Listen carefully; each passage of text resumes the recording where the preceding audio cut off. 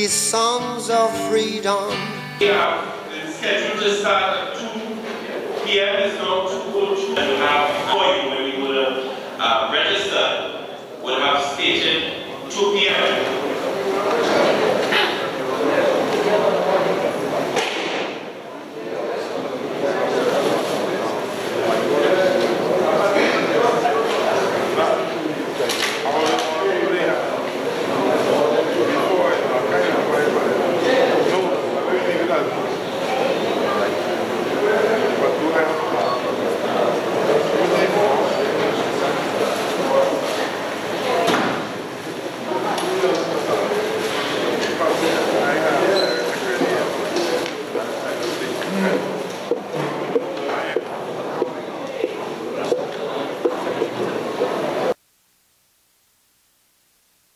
To come to do a generic universal prayer. Thank you.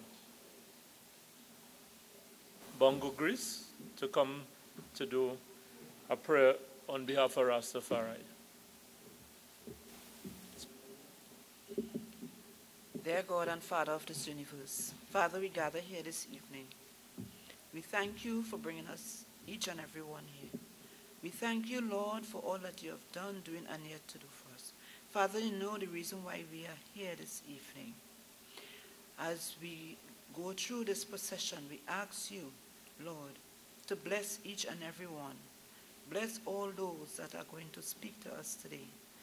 May we gather here, not for a show, but for a good reason, a reason to save Trinidad and Tobago, a reason so that the next generation can look forward to something, Lord. Father, we thank you for everything that you have done. We bless the leader of the MSG. Bless his executive members. Bless each and every one that gather here today. Lord, those are on their way. We ask you to bring them here safely. And when we leave and are about to go to our several homes, may each and every one return home safely. Thank you. Good evening, one and all. Haile I, Selassie I, King Rastafari, first and forever. I was glad when they said unto I, come, let us go into the house of the Lord. And thy feet shall stand within the high gates, O Ethiopia. Ethiopia is built as a city that is compact together, whether the tribes go up, the tribes of the Most High unto the testimony of Israel, to give yanks and ices unto the name of the Lord, for they are set thrones of judgment, the thrones of the house of the Lord of King David. Let us pray for the peace of Ethiopia, and I shall prosper that love thee. Peace within thy walls, and prosperity within all our palaces. For my brethren and companions' sake, I now say, peace, love. Haile I.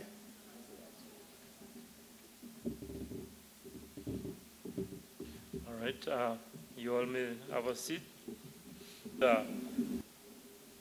The person who was to do the Hindu prayer reported ill, and Shiraz, Comrade Shiraz of the MSJ, who was to do the Muslim prayer, he had an emergency and therefore will be arriving late. So that's why we went with the universal prayer. Okay, so let me just say good afternoon to the political leader of the MSJ, Comrade David Abdullah, Brother David, and to other executive members of the MSJ sitting at the head table, right? Also to the media, good afternoon to you all, and to our specially invited guests, well, they have not yet arrived, which is the Cuban ambassador and the Venezuelan ambassador. They are not here as yet, but nonetheless, we're going to welcome them when they do arrive. And to all the members, supporters, and friends of the MSJ who are here present this afternoon. We are expecting quite a few other persons to be here, right? There are a number of maxis that have not yet arrived, and I'm sure when everyone gets here that the hall will be properly well filled. My role this afternoon, I am Gregory Fernandez, the chairman of the party, and I'm chairing the assembly this afternoon. So what I'm going to do is to first do a backdrop as to the assembly and why it is so critical at this time before we go on to other items of the agenda. So the MSJ's National Assembly is being held today against a backdrop of an onslaught against the working class and people of Trinidad and Tobago, led by the PNM government of Dr. Keith Rowley. Since the PNM has come to power, we have had tens of thousands of workers, their family, their communities affected, starting with the Metal closing down. Now we have Petrotrain, the massive retrenchment going on at TSTT, and there are many more large-scale retrenchment activities to be concluded by this government, including WASA, TNTEC, and the public service. We also have had a significant reduction in the CPEP and the URP, wide-scale retrenchment in the private sector, and closure of many small businesses. Budgets have been slashed for sporting and cultural groups and community support. It's austerity, austerity, and more austerity from the current government. Nothing significant has been put in place to address the growing unemployment and the economic malaise that the country finds itself in. The PNM's idea of diversification is to depend more on the multinationals who, as we all know, as soon as they are finished milking us dry, will pack up and leave. The PNM set up the Economic Advisory Board as a papi show to say that they are interested in new ideas from the people of Trinidad and Tobago, but has not implemented anything of significance so that key board members, including our comrade David, were compelled to resign as this was just a waste of their time. They have also transferred the burden of adjustment onto the backs of the working and middle classes with fuel price increases, no riot yet, as they are currently having in France, and adjustments to VAT and other taxes. The multinationals have gotten away with a big rip-off of royalties they should have been paying to Trinidad and Tobago. And the PNM, in the same way that they are unwilling to go after the profiteers of the PP government, so too are they unwilling to go after the multinationals to recover what is rightfully ours. All the institutions of the state continue to deteriorate further under the current regime. The judiciary is in a crisis. One second. Yes, the judiciary is in a crisis. The public health system is not meeting the needs of our citizens, and for many, going into the public health system is a serious risk. The education system is not producing graduates who can be productive to the society and is failing the many disadvantaged youth. Social intervention required in many communities is non-existent. The police, despite range aggary, cannot fix crime, as the root cause starts with the fact that many have been left behind with no hope ahead. And we can go on and on. The PNM and the UNC cannot fix this mess because they are the ones who invented it and who have perpetuated it. It works for those who are corrupt and for those who finance them and are behind the scenes and to whom they are beholden. The MSJ has identified the root causes of this situation and the way out in its various policy documents. That is why we say the MSJ is the only alternative and why we are hosting this assembly today.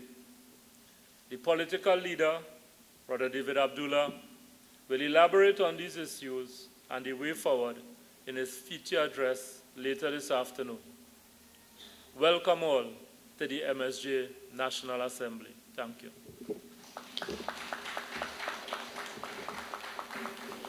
I would like to call on the General Secretary, Mr. Ozzy Warwick, to give an overview of the general situation with the MSG. So we're going to ask Mr. Ozzy Warwick to come to the mic, and I will take a back seat at this time.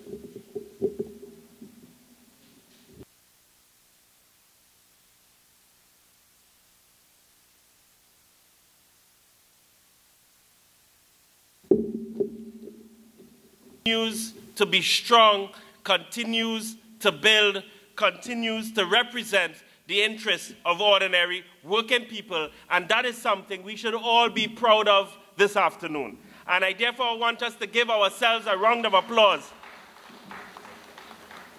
for this journey. It is a pleasure and an honor for me to share with you this afternoon just really an overview of the party's work over the last year.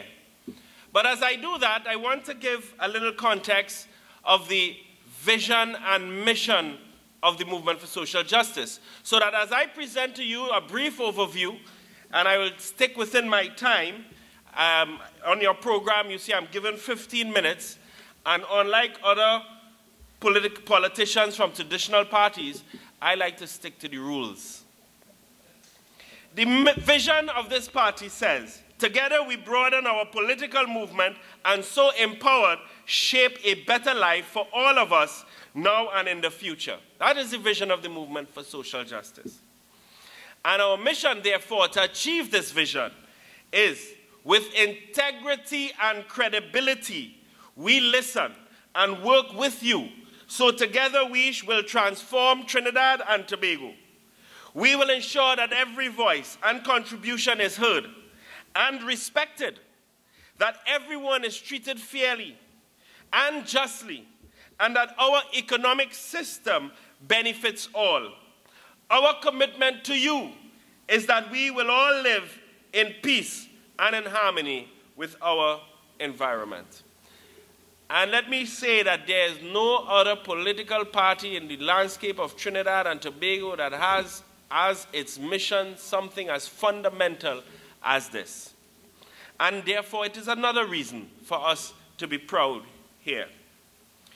Last year, November of 2017, a new executive was elected.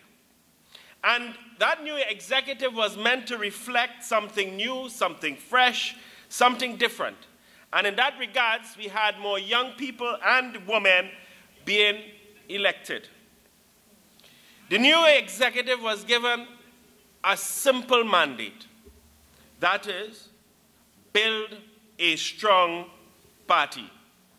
But how are we to build a strong party in the context of the politics of Trinidad and Tobago when we see how the political landscape has been scourged and decimated by the traditional parties? And it was felt that the first thing that we have to do as if we are to build a strong party is to connect with communities. We have to build a strong party from the ground, from within the communities, the bowels of the communities themselves. And so we began in earnest to work in particular in Carenage, and we would have seen, if many of you all would have been paying attention, we would have been speaking to the people in Lancemeter, Scorpion, highlighting their concerns and highlighting their issues. And of course, our political leader, I'm sure in his address will go into a little more details, but this is just an overview. So we started to work with those communities. We also worked with Sixth Company. In fact, in that instance, this party lodged an official complaint with the Police Complaints Authority with regards to how the police was treating with that community.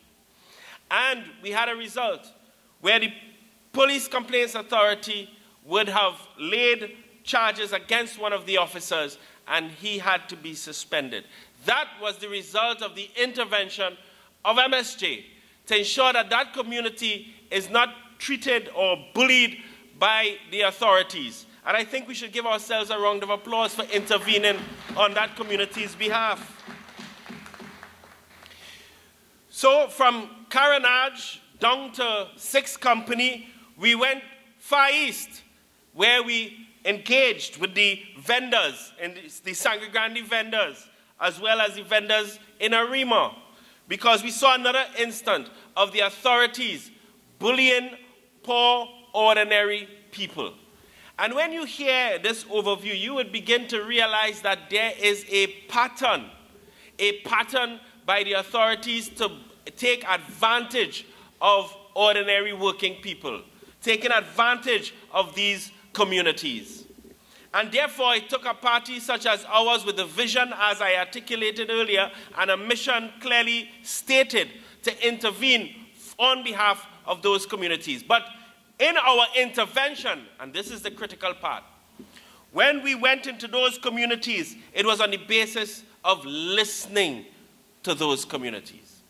It was not an imposition by our party. It was those communities reaching out because they were being advantaged.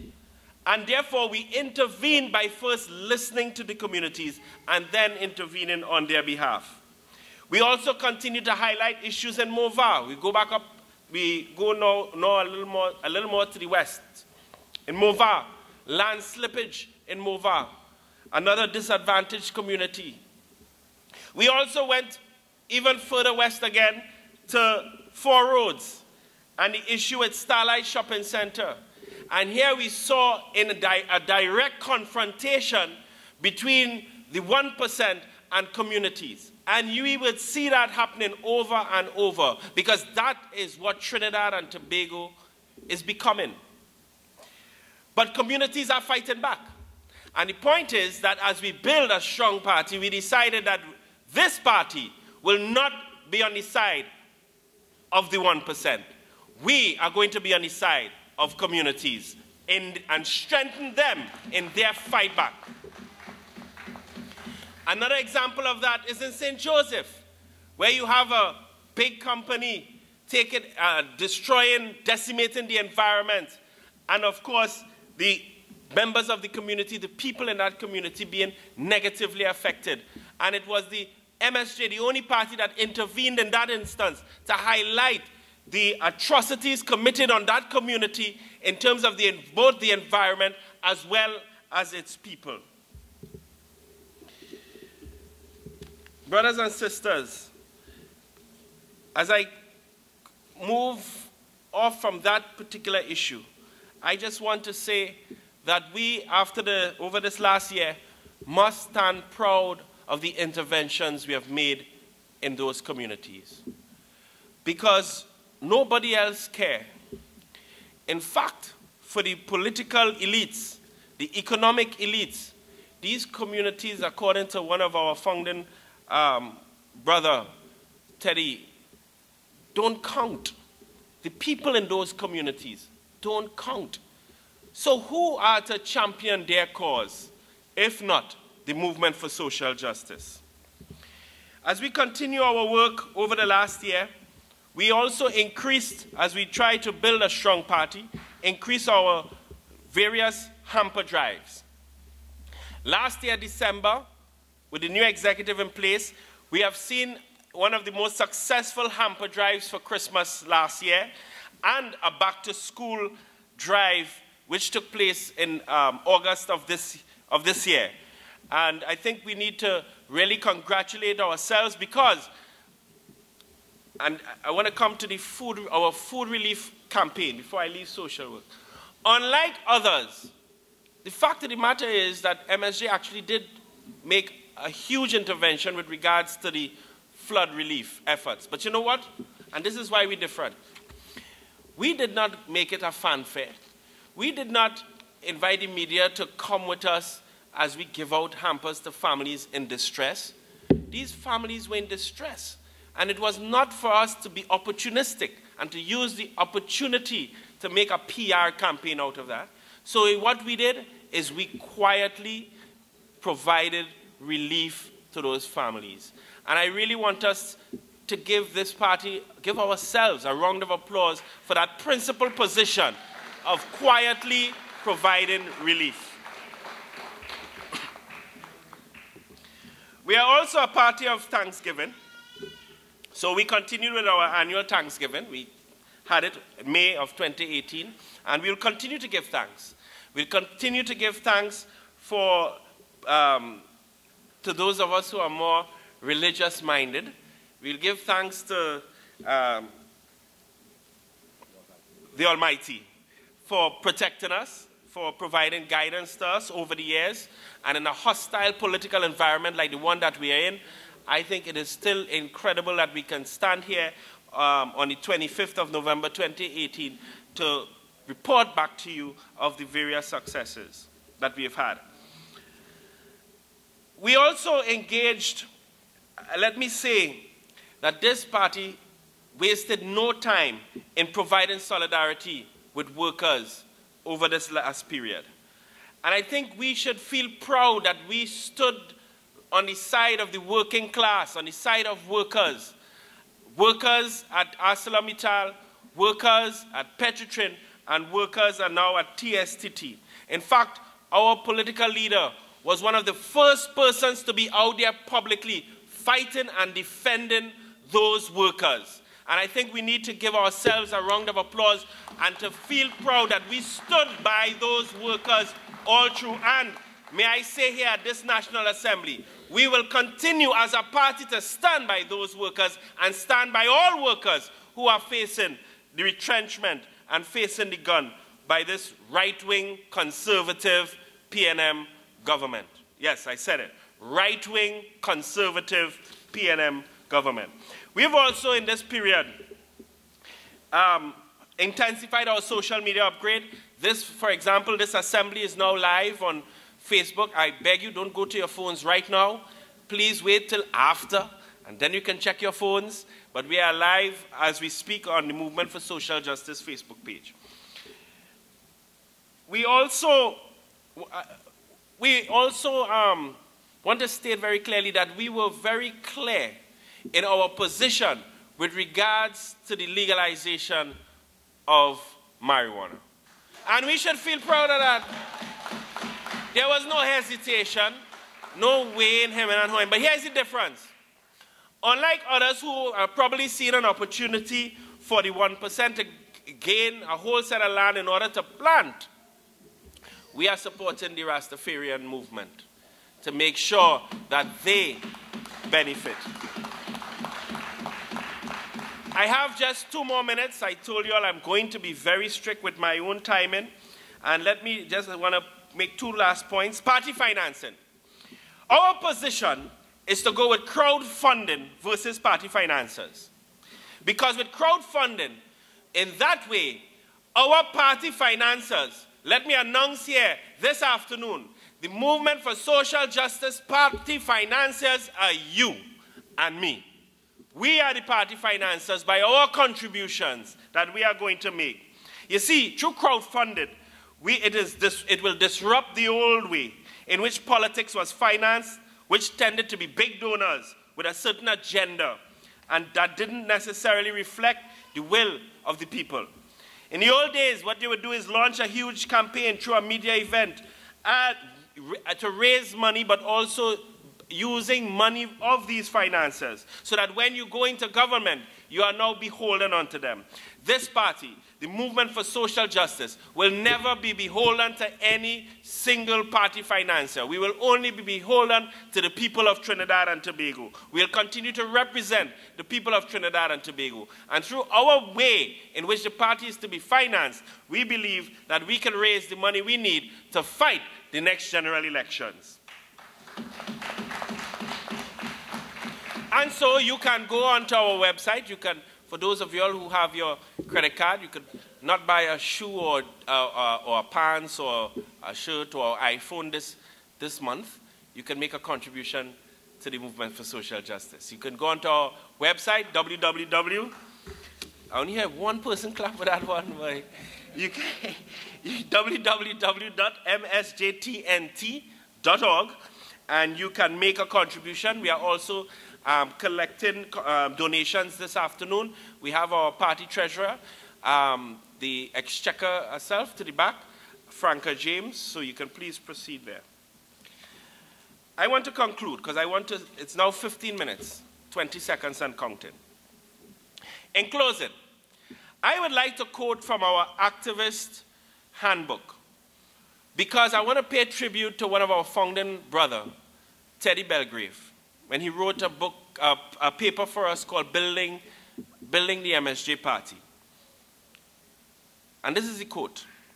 Our entire politics is based on our belief that the people of this country really possess fundamental answers to the problems of the country. And when we say people, we really mean people, the rank and file of the society. We believe that it is the oil workers who have the answers to the problems of organizing productively in the oil industry.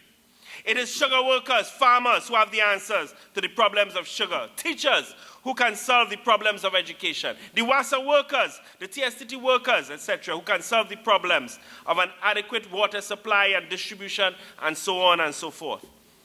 The kind of society we wish to create is one where the rank and file of this society decides on the direction in which this society must go and how it must be organized.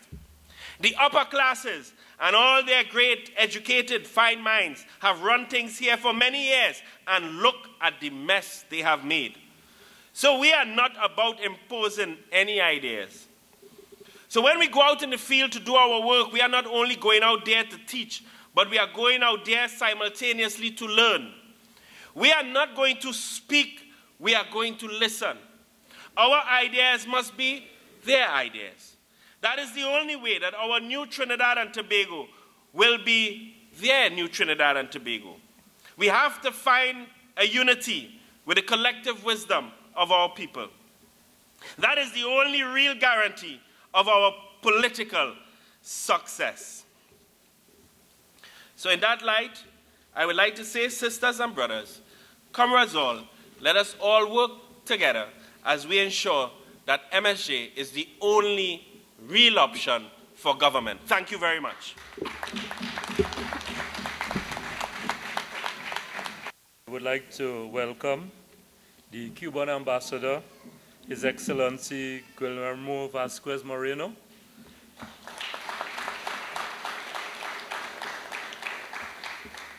And the Venezuelan ambassador, Her Excellency Coromoto Goday.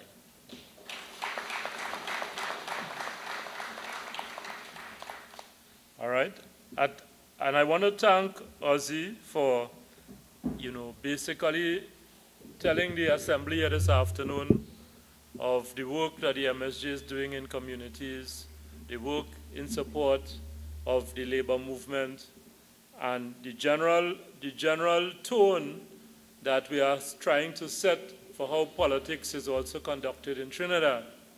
As we all know, the PNM and the UNC, a lot of their politics is based on old talk, race talk, and nonsense. And the MSJ is hoping to define, within the context of Trinidad and Tobago, that the country and the politicians all get serious and deal with the issues. All right? So I want to congratulate Ozzy for explaining some of the work we are doing. And this type of work we are doing is being done across the country. And it is also exposing the shortcomings of the politicians in the other parties. I'm sure all of you are aware of what happened on one occasion where we went to the Karanaj community and the community of the Prime Minister, and was able to expose the level of neglect that exists in that community, for which he has been MP for many, many years, and in which time the PNM government has been in government for many, many years. The MSJ has a unique vision of the country so that every person in this country can benefit from the natural resources of this country, and that we bring everybody forward. If we don't do that, we will continue to descend into barbarism with crime and more crime. And it is imperative that an organization like the MSJ be in the leadership of the government of Trinidad and Tobago. With that said, I want to introduce the younger side of the MSJ. And we're going to have, at this time, a youth speaks. And we're going to start with Malika Kamabach of the Youth for Social Justice. So you all can hear what the MSJ youth is saying. So to address the elephant in the room, yeah, I'm like 2 feet tall, just putting out there. So what I'm here to speak about, right, I'm here to talk about growing up as a young woman in, see what I'm saying?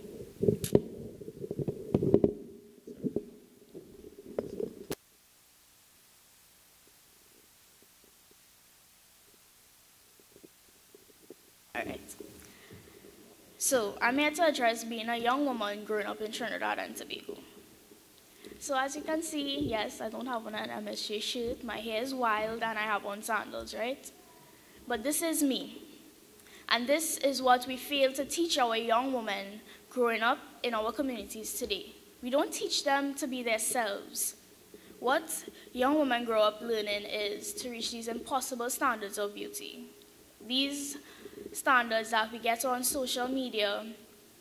So we see girls wanting to be lighter. We see girls wanting to have their hair straighter. The straighter the nose, the prettier you seem. You see, we have this very Eurocentric ideology of beauty that we subliminally teach girls throughout social media, throughout what we tell them. Like, growing up, I always had to plait back my hair because it wasn't neat. I always had to draw my hair back in the tightest buns. I did it just last week, Friday, to go to work because my hair is not neat. My hair is not professional. According to Wendy Fitzwilliams, that, you know, we have to, we have to be a certain way. That, back to Wendy Fitzwilliams, a lady who did not even have the courage to go up with her natural hair. And here she is destroying a lot of our young women here today, including that young woman she made relax her hair. And the young woman's hair was perfectly fine before. Apart from wanting to reach these impossible standards of beauty, we see 14-year-olds looking like 19. We see 19-year-olds looking like 25, so on and so forth, because this is what we portray to them. And when they look like this is where the catcalling comes into play. You know, the lover, darky, sweet. No, it's not fun. You see, we quicker teach girls to answer to catcalling than we teach them to answer to hello, good day, miss, or their own name. Girls quicker turn around to when somebody suits them than to when someone calls them by their government name. And why is that we teaching our young women this? We shouldn't be teaching our young women to spin within a split second to when someone suits them as to when someone says, good afternoon, miss. And this goes for boys too. Why do we teach our young men it's okay to call our young women like this? It shouldn't be. And it all starts from home. And when the catcalling reaches too far, we get things like what happened in UAE the other day. And then we get women who are shell of human beings and too afraid to speak up against what has happened to them, because you see, when we speak up, we get spoken over. Men, y'all have a tendency to speak over women a lot, you know, especially young women, because it's always, you're too young, what you know about that? What you talking about them thing for, you know? We have this saying in Trinidad, girls should be seen and not heard. But let me tell you this, you have to make a little noise to bring about change, so I think it's best we stop silencing our young women. And then, you see, we always have these, how to put it in proper terms, the most derogative thoughts, and then we have the best and most descriptive of adjectives to describe our young women. We always tell our young women that they are a garden tool before they are a young woman. That if a young woman is seen walking with a boy, she's immediately seen as a whore, a prostitute. We tell our young women things like, you keep going around man and you'll see one day you get pregnant. Instead of educating them that, you can have friends, but know to keep your distance. We quicker break down our young women than build up confident young women, courageous young women that don't have to hide behind makeup, women that are comfortable to show their scars. Back to the impossible standards of beauty. We teach our young women to mask everything, down to their last tear, their pain, who they are behind makeup, weave, braids, all the synthetic beauty that we see on social media. And we never teach them to love their scars, because every scar has a story to tell. There's no beauty in being perfect. And I think this is what we need to teach our young women here today. Thanks.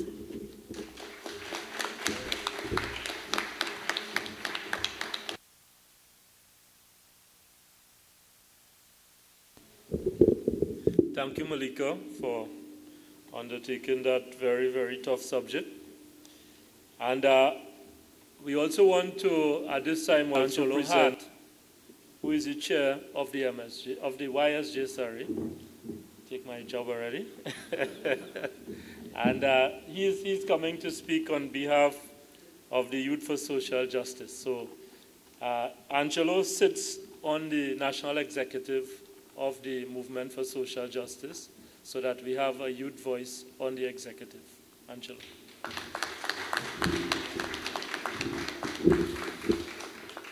Comrades, activists, sisters and brothers in the struggle, welcome. It is my sincere pleasure to be addressing this assembly on behalf of the MSJ Youth Arm, and I hope that by the end of this presentation, you would be able to empathize with the problems that the youths are facing. The young people of Trinidad and Tobago are fighting an uphill battle. We have inherited the most violent era in our country's history, a national housing crisis, rising public debt, in addition to institutions, beliefs, and even politicians that we have inherited from the colonial era. You all hearing me, right? Although the colonial masters left us in 1962, we have become our own colonizers. In fact, you only have to look at the poverty and inequality that exists in this country, an oil-rich country, to understand this fact. Our problems are made worse by the fact that our predecessors, the older generation, are blaming us for these problems that exist in a country that, once again, we did not build, but one that we inherited. And if you were to take a look at the society that we live in, it would raise some very interesting questions. For example, how is it that in this modern era of 2018, race politics is still an issue? They have taken our houses of parliament, the cornerstone of our democracy, and turned it into a place for demagogues and instigators of racial strife. And what about the abusive fathers who beat our mothers in front of us? Those men who taught us that it is okay to disrespect our women. Are youths at fault for that? There are sexual predators hiding in our communities, in our homes, our churches, our schools, and yes, even in our public offices. And they are protected by people in our authority, people that we are told to respect. So once again, are the young people to blame for this? They say because of crime, we need to be keeping tabs on teenagers with guns for putting down a robbery on the block. But tell me about who keeping tabs on the 50 and 60-plus-year-olds putting down robberies on the treasury. We ask the government, find the corrupt politicians who are fattening themselves off of the fruits of our labor. Instead, they're retrenching workers and telling you to ban your belly. We ask the police commissioner to find the drug lords, the big fish. Instead, we get 2 UE students and a 12-year-old child for making a prank call. And by the way, you all know why they arrested UE students, right? You all heard the story surrounding the arrest. There were 6 robberies and a sexual assault on UE campus happening within 7 days of each other. The UE students began to protest the lack of security. And, rather than respond to the concerns of the students, UE administration called the police, and 2 young men were brutalized at the hands of the TTPS and brought into custody. By the way, they were charged with assaulting a police officer. And those people who committed the robbery and the sexual assault, they're still at large. Your government's working for you. But this is not the first time that this country has declared war on its young people. We only have to remember the names of Guy Harewood and Beverly Jones to remember how little our lives matter to this state. And that is no accident. Sorry, it is no accident that few of us even remember those names, because the education system has completely failed to impart any concrete or substantial information in the minds of our students. We have an entire generation growing up not knowing the importance of trade unions. An entire generation who thinks that democracy is staining their finger once every 4 years without participating in it. A generation who don't know their councillors and councillors who don't know their constituents. My comrades, we cannot continue like this. There has to be a fundamental change from the top right down.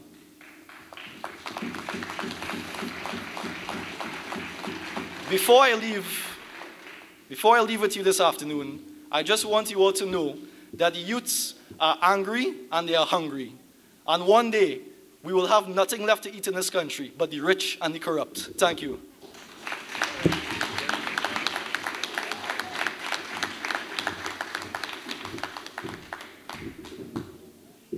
Thank you, Angelo, for that powerful statement you made, and to give everyone here an appreciation of the challenges that the young generation is facing out there.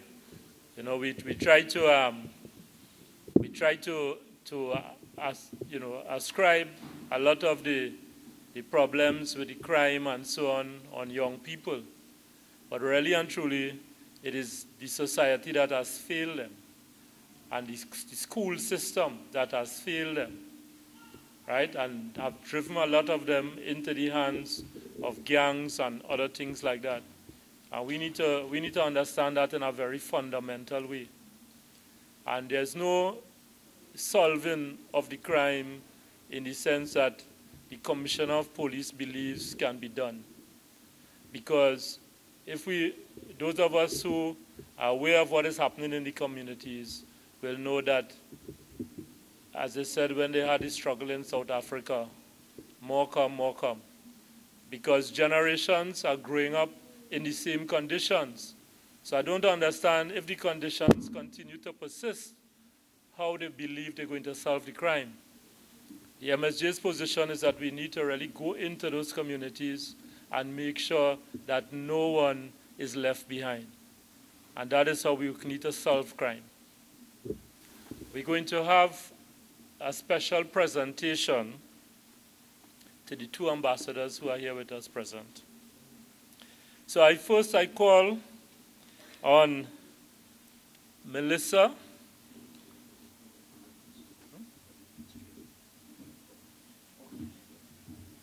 Okay, before I do that, I think the best person to come to the fore and to explain the nature of these presentations would be the political leader himself, Comrade David Abdullah. And you see the comrade who is doing the PA system for us, and you think he's just a PA system man, but that is the General Secretary of the Oilfields Workers Trade Union, Comrade Richard Lee. Eh?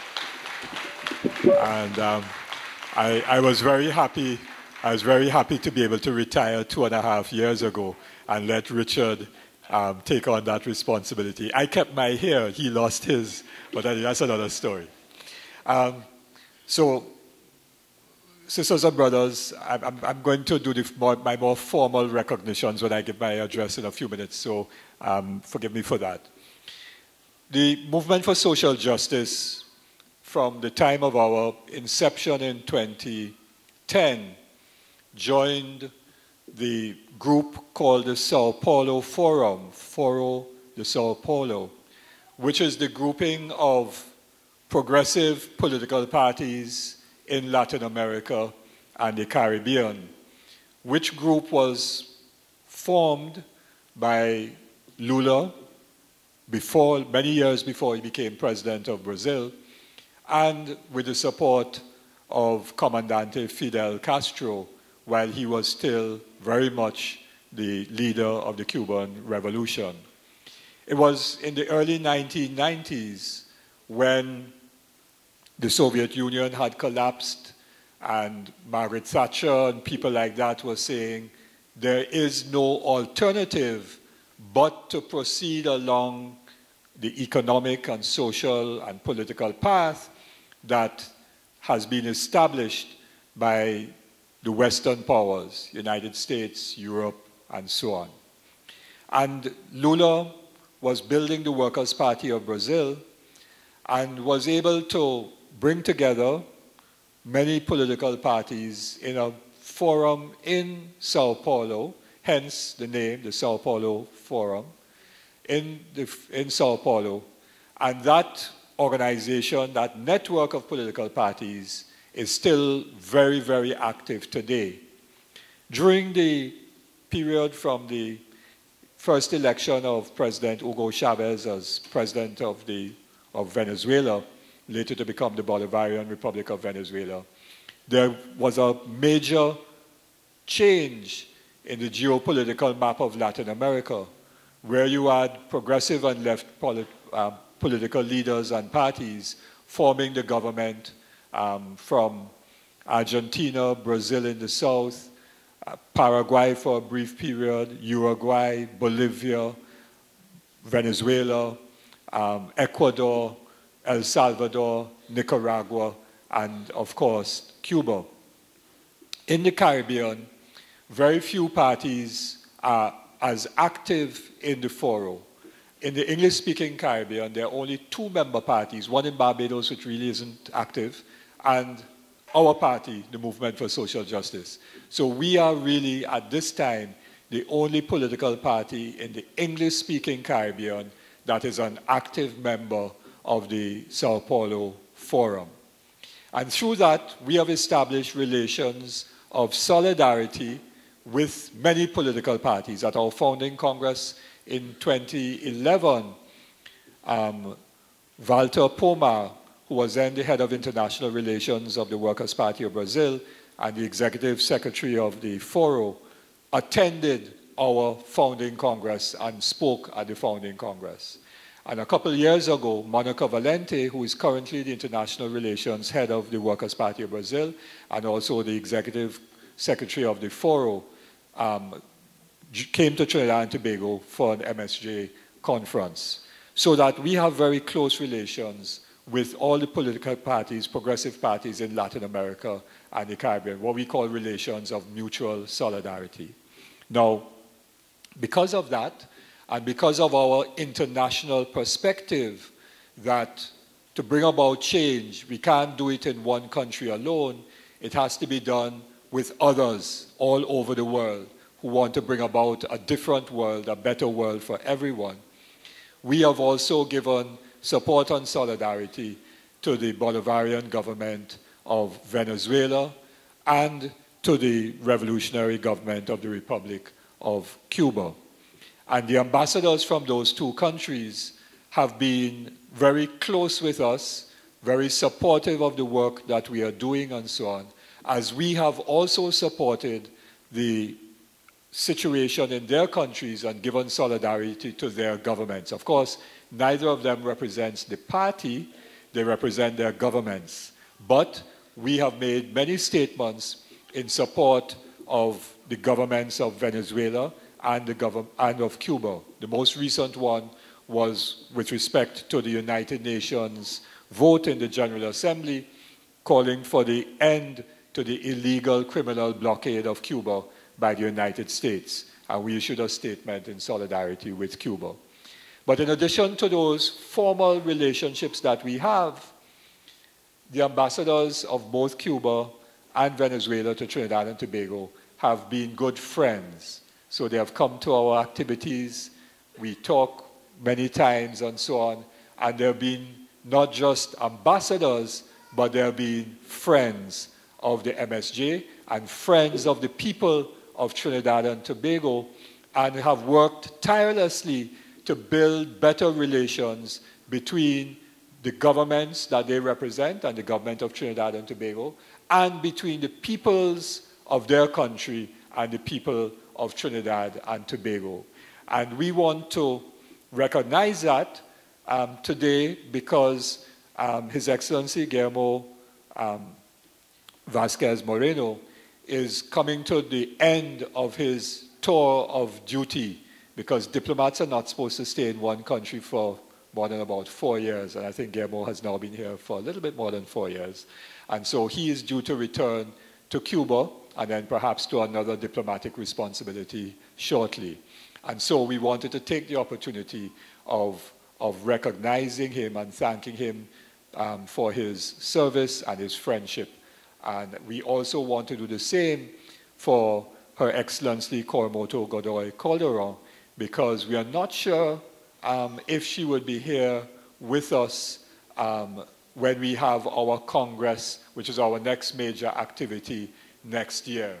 And so we thought that we would take the opportunity today of doing these very simple presentations to say thank you to these wonderful ambassadors of their countries, of their governments, and of their people, and to say thank you to two very good friends and comrades of the movement for social justice.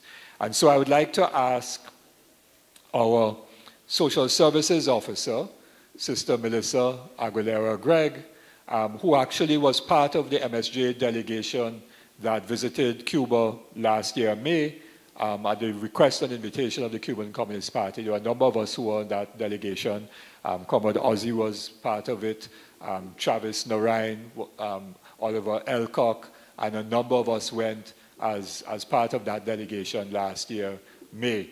So Melissa's had the opportunity of visiting Cuba firsthand. So I'd like to invite His Excellency Guillermo Vasquez Moreno, the Ambassador of the Republic of Cuba to the Republic of Trinidad and Tobago, to come on stage and just to receive a token of our appreciation and thanks from Sister Melissa Aguilera. There's some steps to our right.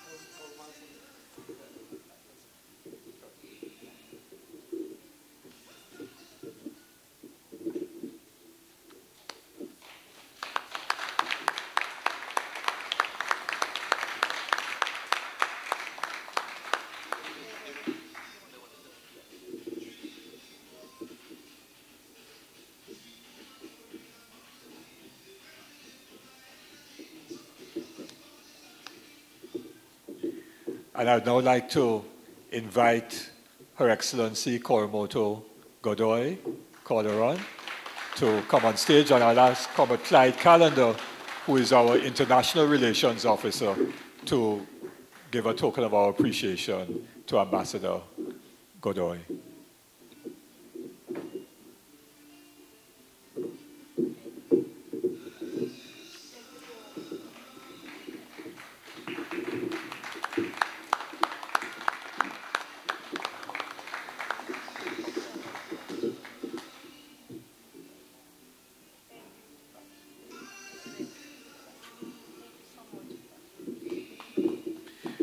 Thank you very much, Ambassador Godoy. And thank you very much, Party Chair, for allowing me to say a few words at that time. I know that, that His Excellency Guillermo Vasquez is under a lot of pressure of time, because I had to, this was supposed to be a surprise. And he said he couldn't come because he's traveling out of Trinidad and Tobago in a few days. And he had to do quite a bit of clearing up of his desk to hand over. You know how diplomats are. And I was going to say something, but I'll say it when he's not in the room. So he was under a lot of pressure of time. And so I had to tell him that he has to come today because we are giving him something. And so it was no longer a surprise. It was a surprise for Coromoto, I think, but not a surprise for Guillermo. But I know that they may have to leave shortly because particularly Ambassador Vasquez has a lot to do before he gets back. And I know that he cannot leave Trinidad and Tobago and go back to Cuba unless his Ministry of Foreign Affairs is satisfied that he has dotted all the I's and crossed all the T's, because the Ministry of Foreign Affairs is a serious ministry, unlike, I wouldn't say anything more. Okay, thank you very much. Well done, David. I believe everybody has gotten a clear perspective of the close relations between the MSJ and the movements in Latin America and the diplomats in Trinidad and Tobago who serve some of those countries. I want to further state that MSJ's international relations extend beyond Latin America and the Caribbean, right? So we are in touch with many parties in the Caribbean as well, which hold similar views as to the MSJ. And we are also in touch with many parties in Africa, in Asia, and other places that I said the Caribbean. Yes, I said the Caribbean. Yes, so in Africa and so on, who have similar visions of a worldview as the MSJ. All right, so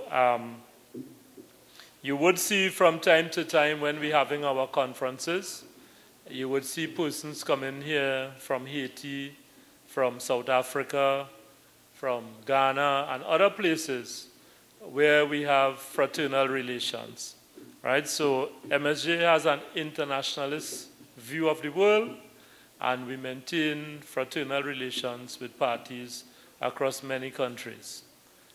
And as we get stronger and we build this party, the respect for MSJ on a global scene gets better and better.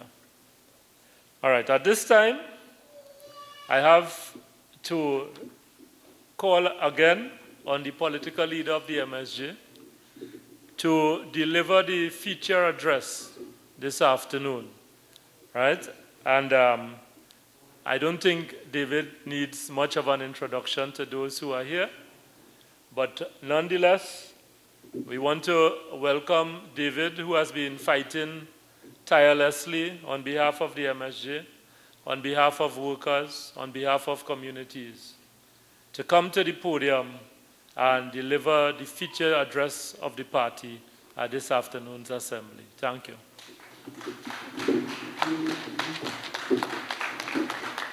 Party Chair Gregory Fernandez. And well, I already recognize the ambassadors. And so, Brother Chair, Deputy Political Leader, Sister Radical Goldbands, General Secretary, Brother Ozzy Warwick, and I want to, so that you know who the members of your party executive are, so I will just go from the left of the stage, Sister Elena Bachan, who is our Public Relations Officer, Brother Clyde Callender, our International Relations Officer.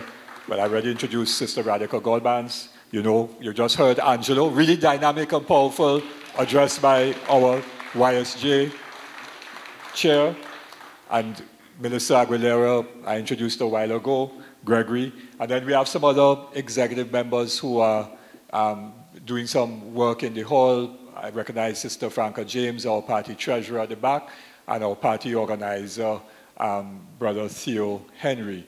Not sure if I've missed out any of the other members of the executive who are here. I also want to specially recognize a very important person and someone who has become a dear friend of mine, and that is Professor Carrie Levitt. And Carrie, just if you could just stand so people could see who you are.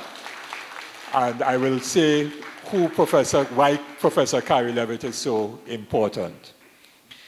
A little bit more than 50 years ago, two people worked on what may be defined as one of the most important and groundbreaking pieces of economic research in the history of Caribbean political economy. Those two persons were Lloyd Best and Carrie Levitt. And they developed what has come to be known as the plantation theory of economics, not just of Trinidad and Tobago, but of the Caribbean. And Professor Levitt has been someone since from then to now who has been very, very close to progressive people and movements in the Caribbean and has done a tremendous amount of work in terms of our understanding of our political economy and society. She is recognized as one of the foremost progressive political economists in the world. And so we are very honored to have Carrie with us this afternoon. She has written extensively and analyzed globalization so that we could understand what is the true nature of globalization and why this neoliberal globalization, what she calls the financialization of the economy, why that is so bad for workers and ordinary people, and how it enriches the 1% in the world. And so Carrie moves about. She was in Mexico not too long ago. Last year she was in Cuba. She was in Austria and other parts of Europe. And she comes to Trinidad very regularly. This is her second visit to Trinidad and Tobago for the year. And you would not believe that with all of that movement and lecturing and work, that Carrie is, if I could say, in her 90s. So, tremendous, tremendous person, Carrie, wonderful. And one of the things I'm going to speak about a little later on in terms of our alternative ideas, in terms of the social solidarity economy, the social economy, that idea was seeded in me by none other than Professor Carrie Levitt. So I have a lot to thank Carrie, and we do, for our own development of our economic theories. So, having said a little bit about that, because this was a surprise that she's here, and I'm glad that Mr. Barkan was able to bring her down. Thank you very much indeed. Members of the Activist Council, MSJ members, friends and supporters, members of the media, our live audience who are viewing us online on the live stream, a very good afternoon to one and to all. And I want to thank everyone for coming out here this afternoon. It's a Sunday afternoon. It's a month before Christmas. There are a lot of stresses and strains in people's lives. Petrotrin workers don't know what is going to be happening with them come the 30th or the 1st of December. Other people are faced with all kinds of threats and challenges in their lives, but yet, in spite of all of that, you have come out here this afternoon to this MSJ National Assembly, and I want to thank you very much for making that commitment today. And we have people from different parts. We have brothers and sisters from Carenage. Carenage in the house? Let me hear you. Just put up. Let's. Right, Carenage in the house. And I was with Kizzy. I was up Smith Hill in Carenage on Friday night up until about 10:30 in the night. Yes? Interacting with sisters and brothers. I go up Smith Hill to talk with the sisters and brothers in Carenage. You know whose constituency that is? Keith Christopher Rowley. They can't tell you when last they saw Keith Christopher Rowley, but MSJ is with them in their struggle in Carenage all the time. And then I think I saw Annette and Bede slipping from 4 Roads. And we went and took a little birthday line with Annette. Annette, happy birthday. I wouldn't say how old you are, you don't look it at all. But we were liming in 4 Roads on Friday night after we left Carenage and so on. So we have 4 Roads in La Puerta, in Diego Martin here as well. And we have other people from the west. I see Brother Ted Carrasquero from all over Diego Martin and Petit Valley and so on. And there are other sisters and brothers who were supposed to come down from up St. Barb's and Lavantil, but they had a little challenge with the transportation at the last minute, so they're not here with us. But we have sisters and brothers from Valencia and Sandy Grande, not so? Valencia and Sandy Grande in the house? Let me hear you. All right, and Arima's in the house? Right, Arima is in the house, and so on. And of course, there are many parts in between. What about Maracas St. Joseph, Okono? I see, right, some brothers and sisters from Maracas up in Okono, where we have done work. And of course, we have people in the deep south. Point Fortin in the house? And Labre? And Santa Flora, Faizabad? Really, people, what are you afraid to open Selvan Grant? Pfizer bad in the house? All right, okay. All right, so we have people from various parts of the country. And I know we have Tobagonians here too, though some of them may be living in Trinidad, like Neville Warner and so on, who is from the area of Mason Hall, right? So it's not just PNM who have somebody from Mason Hall. MSJ have a more important person from Mason Hall in Neville Warner, yeah? Sisters and brothers, Brother Chairman, today is a very important day, not just for the MSJ, but for Trinidad and Tobago. We are making a statement here today in San Fernando, the country's second city. And it reminds me of the fact that the last occasion that we had a party that was truly rooted in the working people was in 1976. And yes, I'm a little older than Malika and Angelo. And that party was the original United Labour Front, led by 4 labor leaders, George Weeks, Joe Young, both of whom have passed to the great beyond and with their ancestors, and Rafiq Shah and Basdio Pandey.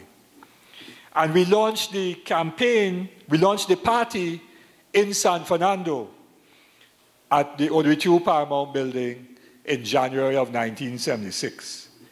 And the election campaign for the 76 general elections was launched right here on Harris Promenade on the bandstand in San Fernando in August of 1976. I know because I was on the bandstand, because I was a candidate for the original ULF in 1976. So, history was made then on Harris Promenade in San Fernando. And history is being made again today on Harris Promenade in San Fernando.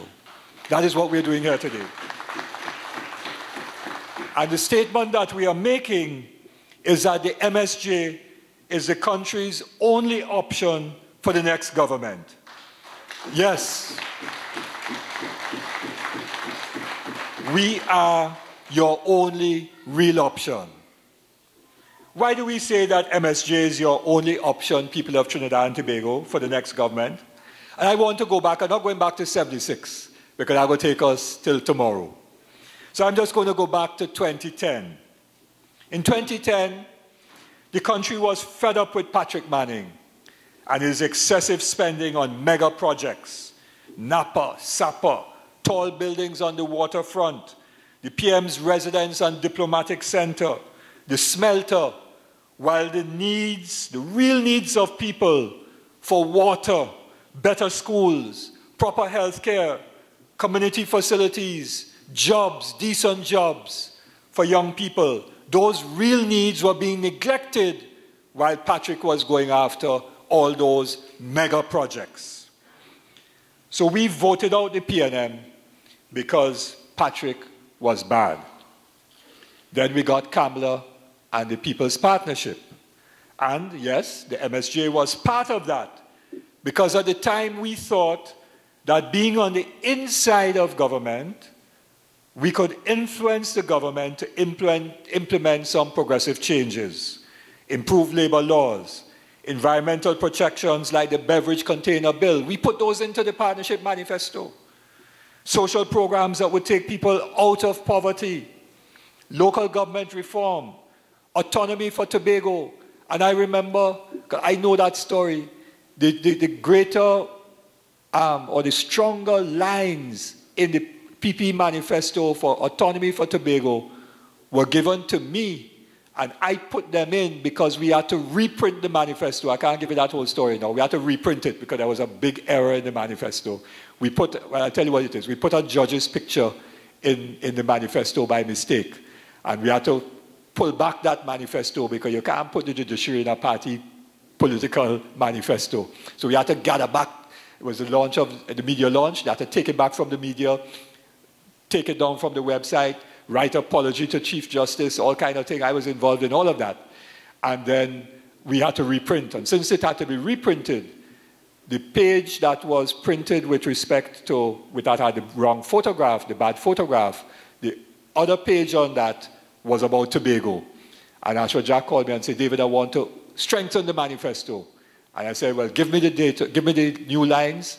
And I said to Kamala, we putting in something new. She said, David, if you say it's okay, we're going with that. And that is how stronger autonomy for Tobago was put into the Partnership Manifesto of 2010. But none of those things happened.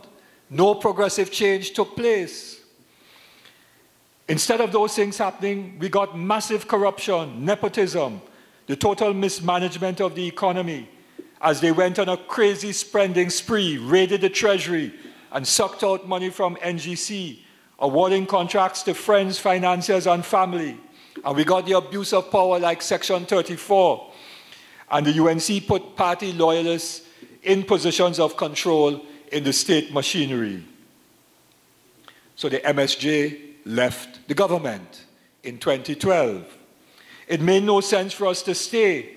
As CLR James, one of our heroes, said, if you can't change the government will change you. And we were not going to be changed from a movement for social justice into a puppy show eating of food. And so in 2015, the country voted out the UNC because Kamala was worse. And in came the PNM and Keith Rowley. The country had expectations that Rowley, the man who said he's against corruption, remember he fought against Manning and Calder Hart and so on, and Udicott, would tackle corruption by the UNC, and that we would see some people for the first time making a jail. He signed a memorandum of understanding with the trade unions and promised to work with Labour.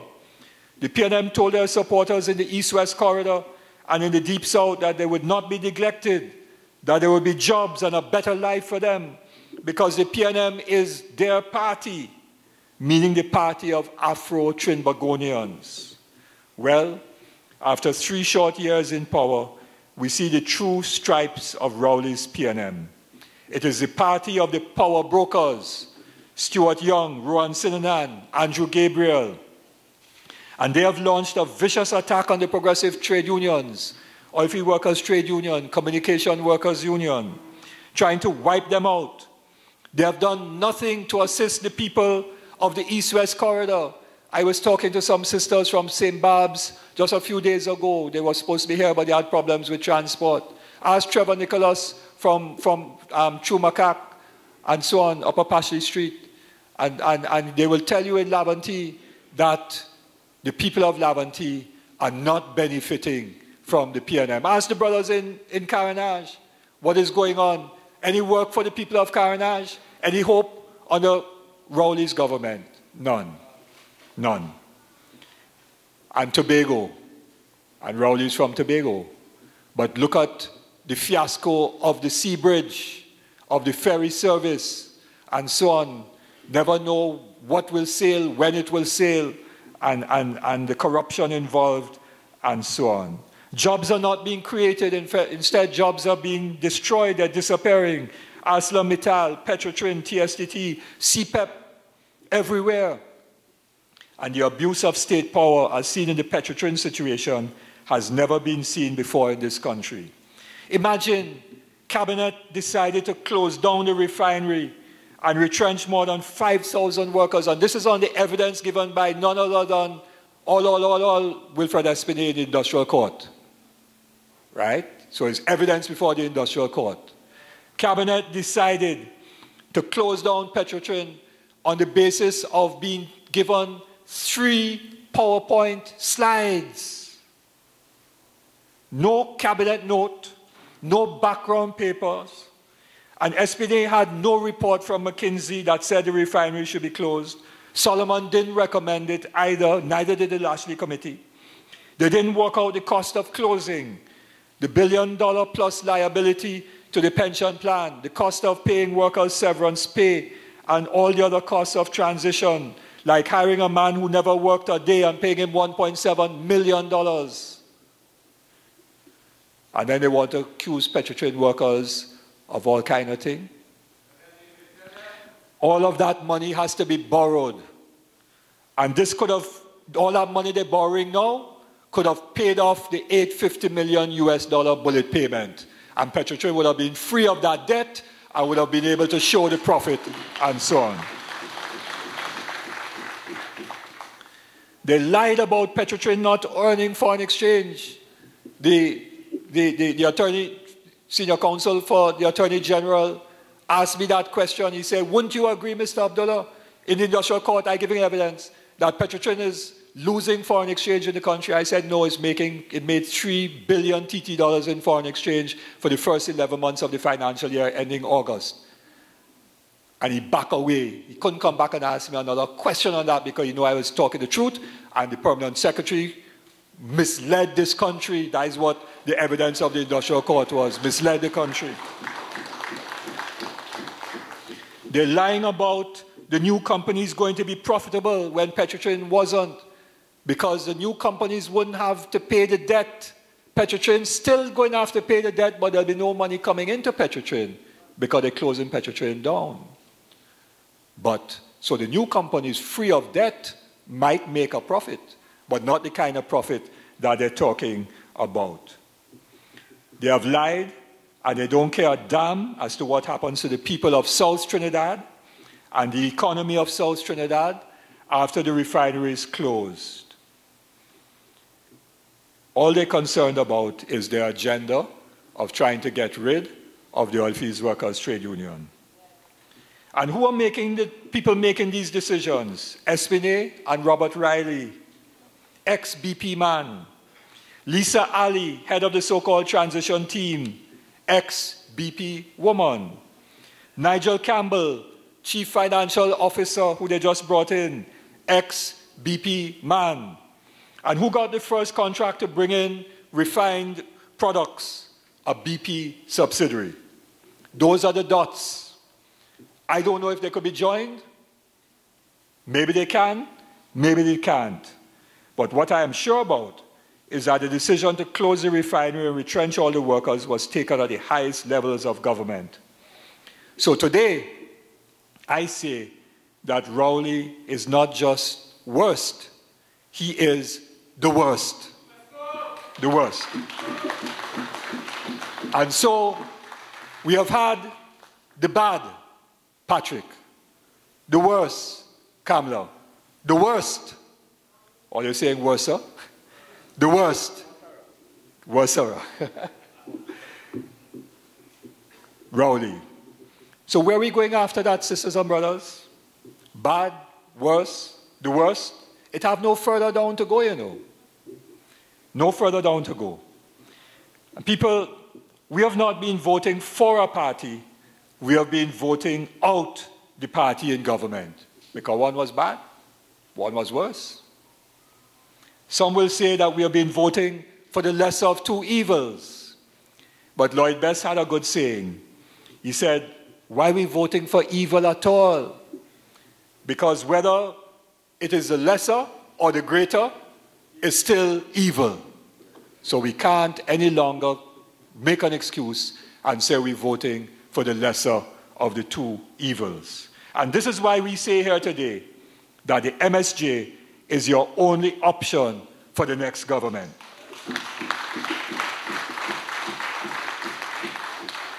Think about it for a moment. Let's imagine we're in 2020. Let's do one of these things I see in the movies, and you go through a time warp. But we're not going backwards in time, we're going forward in time to 2020. General election night. So I want you to close your eyes for a moment. We transported in time out of here with Dorley Hall on the 25th of November 2018, and we're on election night 2020. And you're listening to the radio, you're looking at a TV station and so on, and the commentaries are going in about analyzing the elections and so on, and somebody just declares that the UNC has won the election. And then you say in your mind, Kamla, Ram Logan, Ram Dean, Gopi Singh, Munilal, Rodney Charles, and then you wake up. What is that? A nightmare. Not so? All right, I want us to close our eyes again. We're going back through the time warp. Election night. Same thing. watching TV and things, commentaries going on, analyzing the results. And somebody declares PNM win election. Rowley, Stuart Young, Rowan Sinanan, Franklin Kahn, Camille Robinson Regis, and all of them back in government again. And you wake up from your sleep. What is that? Nightmare again. Sisters and brothers, do you want a nightmare? Then if you don't want a nightmare, you only have one option, and that is for the MSJ to be in government. I've seen some very active discussions on social media about the state of politics in the country. One proposal that somebody floated is that we must try and influence the next government to implement good policies, to bring about good governance. Of course, we tried that before. It didn't work. But sometime before in 2014, before the last general elections, we in the MSJ leadership did a strategic planning session. And we asked ourselves the question, what do we wish to achieve at this time? And the answer was good governance, an end to corruption, economic policies that would see everybody having a better life, good jobs and so on, proper education and healthcare, proper community facilities, very little crime, that we want to achieve, better country, better life. And then we asked the question, this was 2014, how can we achieve that? And there were two answers to that. Option one, win elections and become the government and then implement good governance. Option two, try from the outside to influence the government. Now in 2015, when we looked at our own situation as MSJ and when we analyzed the country, we decided we could not contest the elections and win. The country wasn't ready for that. MSJ was not able to break through and win the elections in 2015.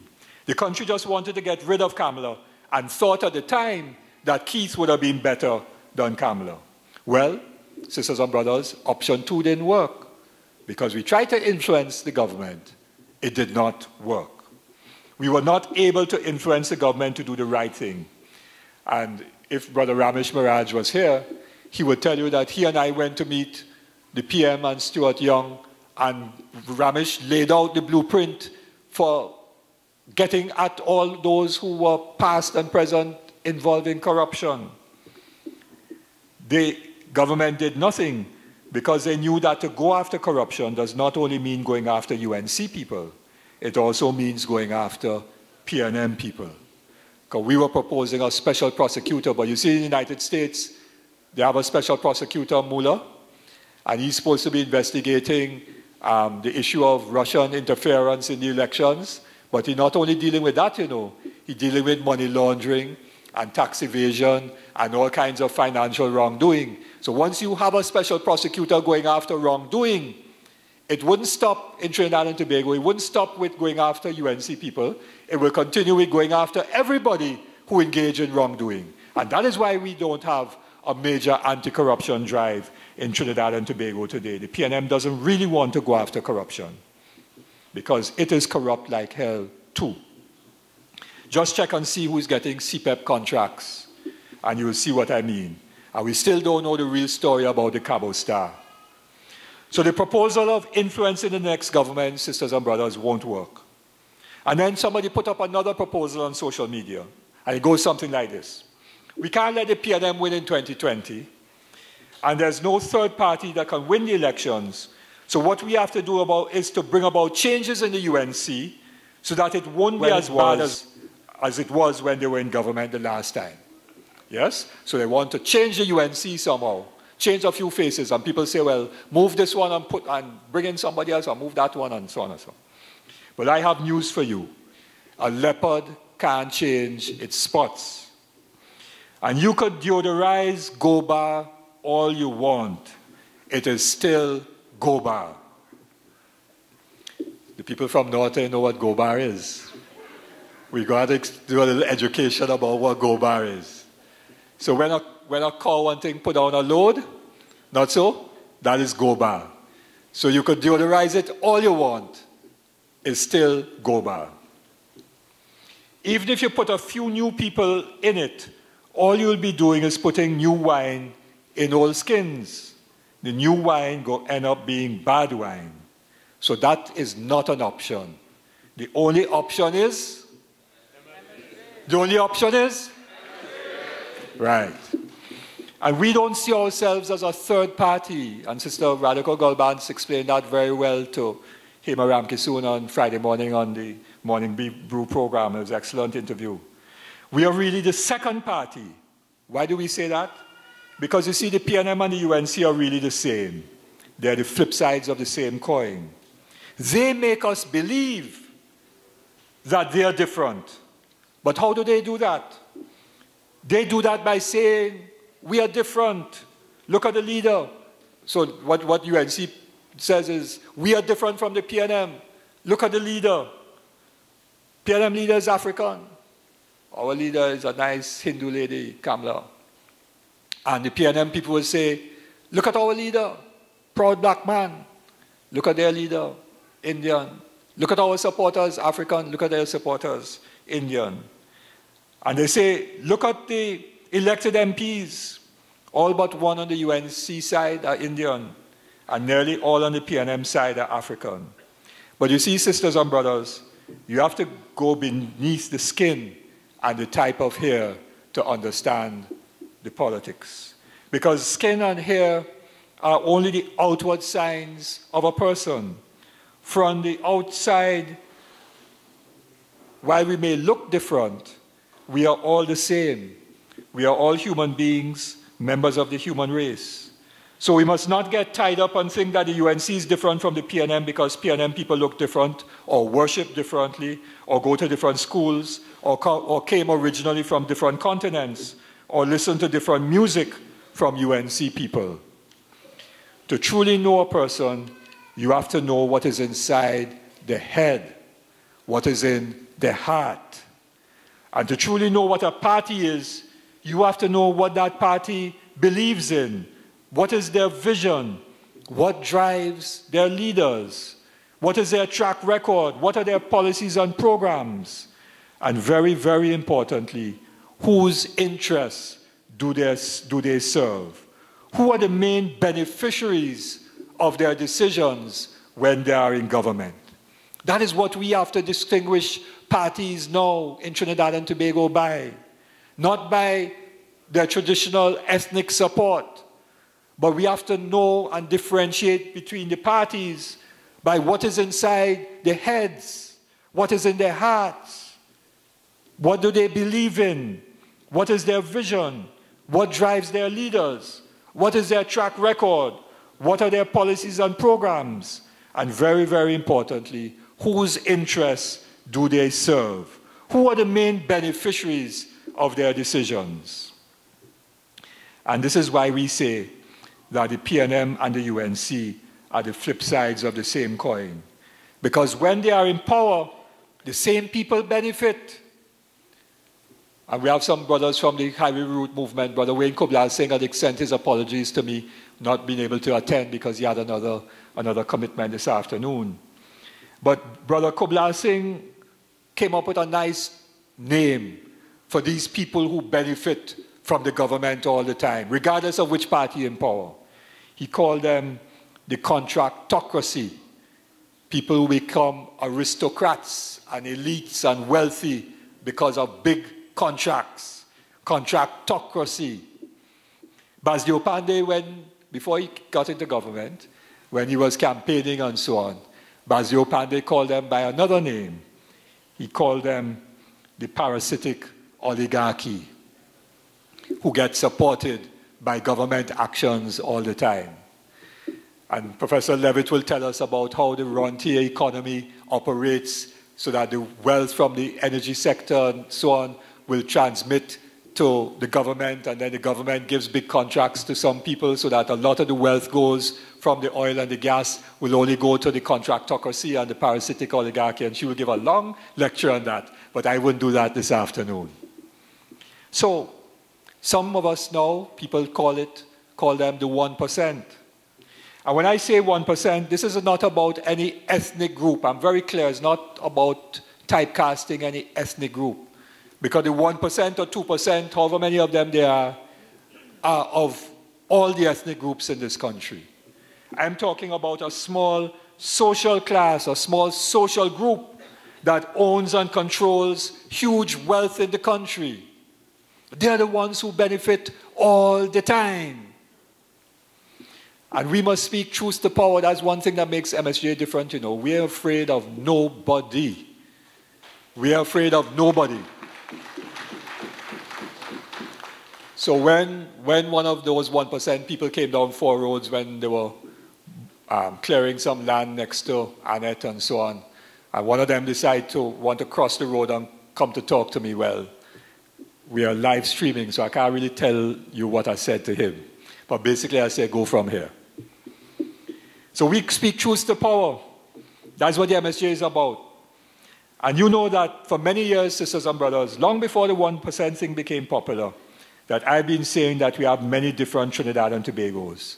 All of we is not one, you know. And so we have a very small group at the top who have humongous wealth. Then we have another 10% maybe that are doing very well. They're more than comfortable. And then we have another 15% who have all their needs met. They have a good home, they have a car, they could go on vacation every year, they send their children to the best schools, attend all the all-inclusive fetes. You see them on the society pages of the newspapers. They're the 15%. Top professionals, some people in business, and so on and so on and so on. And then there are 40% who are working and are just making it from payday to payday. 2 days before month end come, broken to thief. Thursday, Friday is payday, Thursday evening, broken to thief, as we would say in Trinidad and Tobago. And this group of the 40% are finding it more and more difficult to survive. They're working, you know, but finding it more and more difficult to survive. Prices are going up, wages not moving at all. And then we have another 30% who are suffering in this country. Some are working and many are not. And those who are working get a wage that does not give them enough money to rent a proper home, a decent home, far less get a mortgage. They struggle to put food on the table every day. Some days their children can't go to school because there's no money for passage. So they're working, but they're in poverty. And of course, in that group too, a lot of unemployed people who have to hustle to try and survive, and so on. And I don't think that the people who make the decisions, who are in power in this country, really and truly understand how the majority of the people of Trinidad and Tobago living today and surviving, trying to survive today. And when I hear people saying that workers lazy and this, that, and all kind of thing, but people who are saying that don't have to get up 3, 4 o'clock in the morning and go and get water and then hustle transport to get to work, try to fix something for the children to go to school. And when they come back from work, it's 8, 9 o'clock in the night, and they have to worry about whether a bandit will lock their neck going home, and so on, and then go to work the next day. The people who make decisions in this country don't understand those things because they don't listen to people, they don't understand people, and they don't care, as Ozzy said, because those people don't count in Trinidad and Tobago. So people are working, but they're in poverty. And we have a large and growing group of young people as well who can't get a job. Many of them went to university and can't get a job. Or the job that they could get, they come out with passes. People come and bring me a CV. They say, Mr. Abdullah, try and help. I said, well, give me the CV, but you know, I don't think I could help anybody. And so on. So I have plenty of CV on my desk of people who have a child, who have passes, who have a degree, who have certificates and so on, can't get work in this country, right? In this rich country. And those who have a job, getting no job satisfaction at all. So the job they're working in, they get a 3 month, somebody telling me they get a 1 month contract in a state enterprise. 1 month, you know. But they're doing a permanent job. And I know other people who working temporary in Petrotrin for years, doing permanent work, but working temporary, and so on. And so you're doing temporary. When I was on the Economic Development Advisory Board, the staff of the Economic Development Advisory Board won 1 month contracts. Imagine that. People with masters and doctorates in the Ministry of Planning, Economic Development Advisory Board, 1 month contract. How they go put down roots as young people. How they go say they will stay in Trinidad and Tobago. How they will build. How they will get a mortgage. How they will raise a family. And so on. So those young people not satisfied. This is a kind of Trinidad and Tobago that the PNM today and the UNC before it have been constructing. They're constructing a certain kind of society, sisters and brothers, which have a few that are doing humongously well, another group that very okay, another group that okay, very good, and then a lot of people barely surviving, and another group that not even surviving. That's the society they're creating. And that foundation that Eric Williams started off in 1962.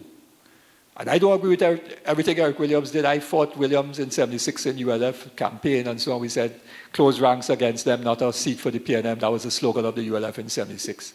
So Williams did things that were bad too, but he laid down certain kinds of ideas that were supposed to guide Trinidad and Tobago. Which ideas are contained in the preamble to the Constitution of this country? The Republican Constitution of 1976, I want to read it because it's important. It says, we affirm our respect for the principles of social justice. And you know, just to give you a little joke, I'm giving evidence in the industrial court on the Petrotrin matter. So the lawyer for the Attorney General, Senior Counsel Jairam, want to try to paint me now as being a biased witness. I'm giving economic analysis because I did economics, right? Not at the level as Professor Levitt, but I know a little economics. So I'm giving evidence about economic issues, about Moody's and Standards & Poor's and downgrade and all those things.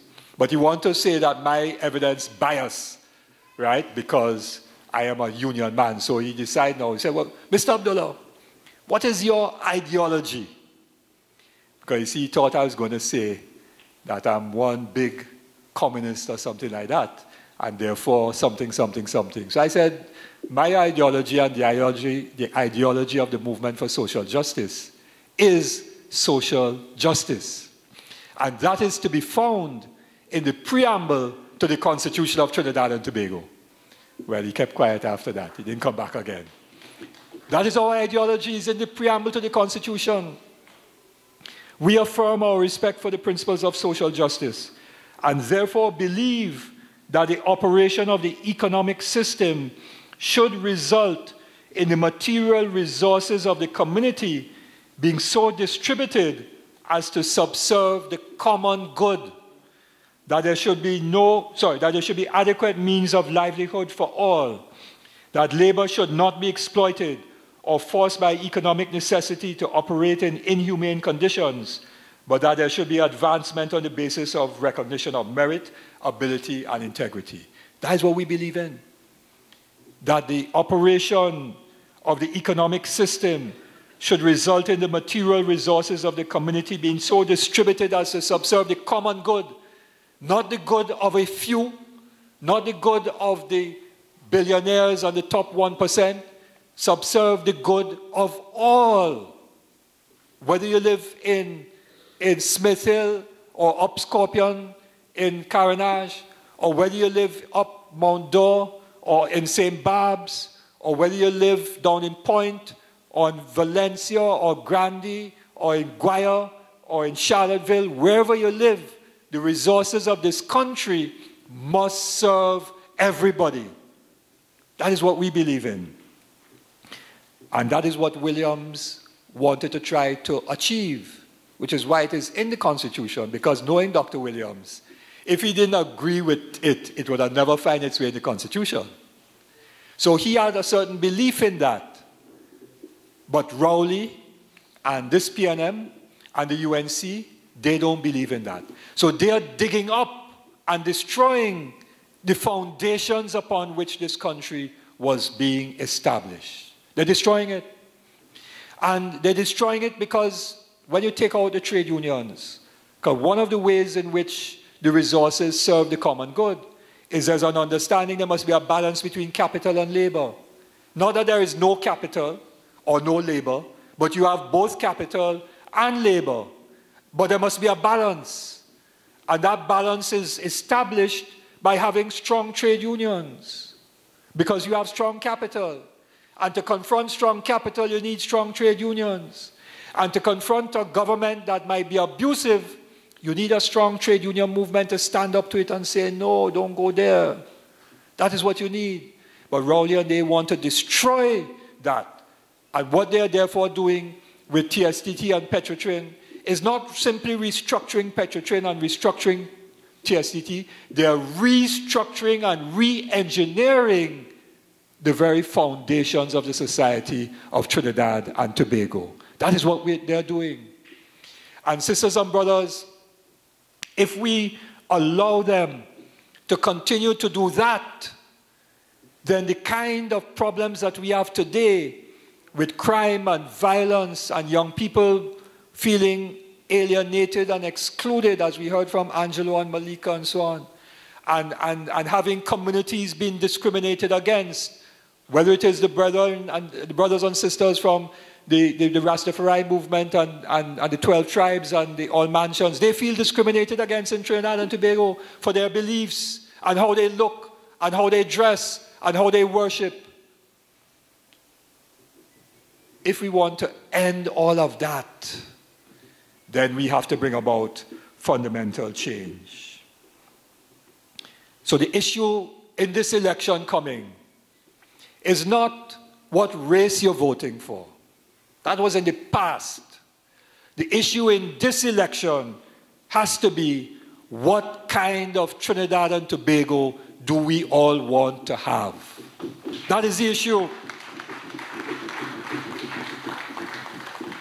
It's about ideas, ideology if you wish, philosophy, call it what you want. It's about the idea about what kind of society do we want to have. And that is why we say there is two parties in this election, PNM and UNC, one side because they both agree on the same kind of policies. And on the other, David fighting that Goliath is the movement for social justice. That is what it is. So, I got a timeline there. So, I want just to talk very quickly about some of the things that we would do differently and some of the things that we won't do. So, in terms of the economy, we must have decent jobs for everybody. Permanent work, you see this temporary thing, short-term contracts, 1 month, 6 month, 1 year, 3 year contracts. People must get permanent employment. Because when people have permanent employment, they set down roots. And when people set down roots, they feel a sense of ownership, that this is their country, this is our country, we have a future here. So we need permanent work for people. We reject, we say no to that globalization thing which says that jobs must be only temporary, what is now called there's a term for it, Ozzy, precarious work, thank you. Precarious work. You know, like when you're working on height, scaffolding and thing, and you don't have any harness and so on, you're precarious, you go fall off and break your neck. Where precarious work is when you don't have any job security. And that precarious work does not allow people to set down roots.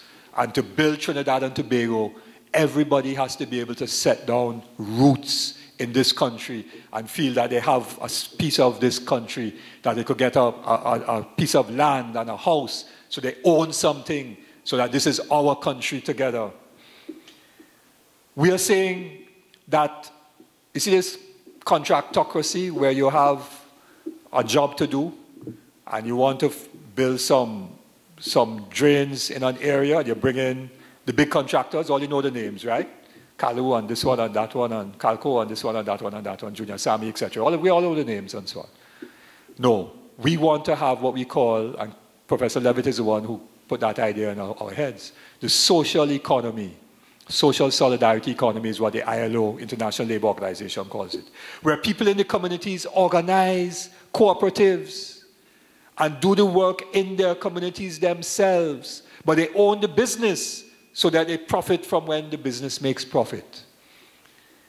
And similarly, when we talk about the issue of marijuana, our position is, Bongo Greece, I go write the piece this week on the economic issue. We are saying that we don't want to decriminalize. Our position is legalization, but we don't want ganja to now be available for people for medicinal and maybe some recreational use. And then the same big business people now control the thing. So instead of having sugar plantations, you get ganja plantations. And on the ganja plantations, you have the big owners, and then you have the brothers and sisters from the movement ending up doing the work on the thing for a little wage. No.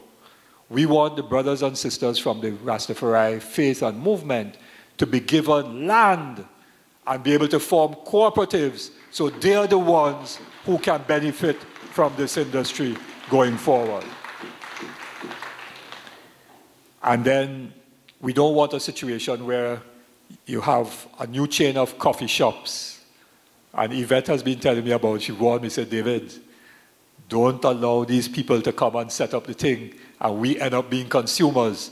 So you know how this Black Friday thing does go. It's a consumption thing, right? To make us spend our money so that they make profit, right? So she said, we don't want a situation where a few businesses have all the little nice coffee shops now where people could go, like in Canada and in Holland and thing, and light up a little thing and go away. No, it mustn't be like that. The people involved in the Rastafari faith and so on must be the ones who own the business, who then are making the medicinal products and the oils and all of those things which they know about, and so they're the ones who should benefit because they're the ones who have been involved in it from day one. That is our position on that. And disaster mitigation. We had big flood, and yes, we did some flood relief and so on. We had a big earthquake, and those are all signs that climate change is upon us. Don't believe Donald Trump. Climate change is real. And we are not prepared for that climate change at all. Look what happened with the flooding. Ask Travis and the sisters and brothers from, and Georgette from up in Grandy and so on, what happened to them when the floods came. We're not ready. But if we have a program, a massive program of infrastructure development, funded nationally, not to be managed by Minister of Finance, but by an independent body like how the Heritage and Stabilization Fund is managed and so on, and where the projects in the communities to build drains and infrastructure and all of that are done by community cooperatives so that people in the communities do the work and they own it and they know, but they can't be skylarking and they know 7 to 9 work. It's serious work because you're doing something, you're owning it, and you're doing it, the thing because it's your cooperative business doing it. You're not getting a URP thing or a CPEP thing to do a job. No, it's your business owning it and implementing the projects. That is what we have to do in this country to deal with disaster mitigation. And education. We will not allow an education system to continue in this country where 40% of the children every year fail SCA, and more than 40% fail CXC, CSEC every year. That's what happens. 40% of our young people are being failed by the education system. So we will not continue with that. We will not continue with a system where our young men and boys are not mentored. So we would like to see an education system where children stay in school till 5 o'clock in the evening. And not the same teachers, because you can't overwork the teachers. So you have in the afternoon from 2:30 to 5, music, pan, dance, drama, football, cricket, netball, all the sports, athletics and so on, real programs, and former athletes and current musicians will come in and mentor and teach the young people and keep them guided and focused. By the time the young fellas reach back home, they're tired. They can't go on the block online. They can't get into mischief. They can't be influenced by the bad boys on there, and so on. And when they get home, their parents are home from work. So there's supervision at all times. And we will change up the system of education, and we have that in our policy document, and so on. On healthcare, we cannot allow any longer to have a system where doctors work in the hospitals and have their private hospitals.